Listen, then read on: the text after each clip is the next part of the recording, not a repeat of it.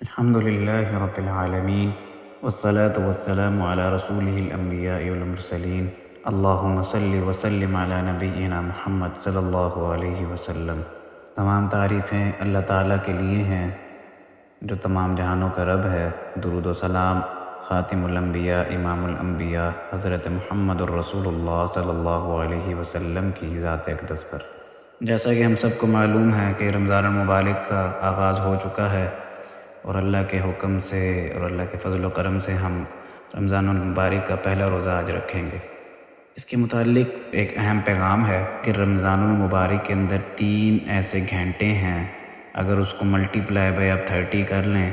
تو وہ 90 آورز بن جاتے ہیں۔ یعنی روزانہ کے 3 گھنٹے ان کی تقسیم کیا ہے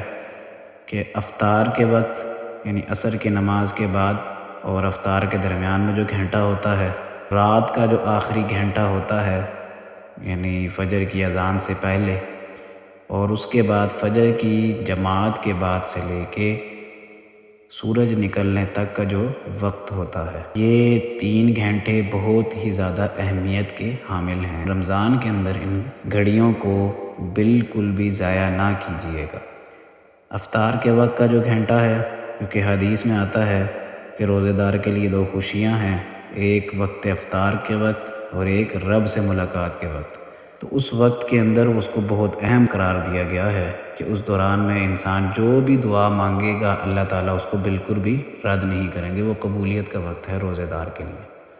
اور رات کا جو گھنٹہ ہے وہ تہجد کا وقت، کہ انسان اس وقت جو بھی اللہ تعالیٰ سے مانگتا ہے اللہ تعالیٰ اس کو عطا کرتے ہیں۔ اللہ تعالیٰ اس وقت یہ اعلان کرتے ہیں کہ ہے کوئی اس وقت جو مجھ سے مانگے، اور اس گھڑی میں جو بھی انسان اللہ تعالیٰ سے جو بھی دعا مانگے گا اور بالخصوص رمضان کی ان راتوں میں دعا مانگے گا تو اللہ تعالیٰ اس کو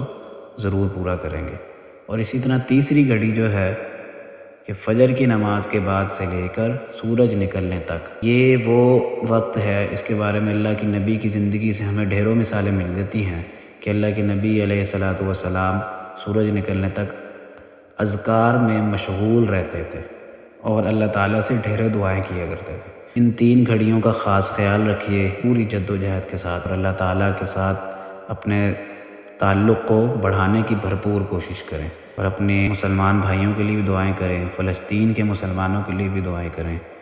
اور بیماروں کے لیے اور اپنی جائز خواہشات کے لیے، ہر چیز کے لیے اللہ تعالیٰ سے مانگیں جتنا مانگ سکتے ہیں، اور اپنے گناہوں کی توبہ کریں،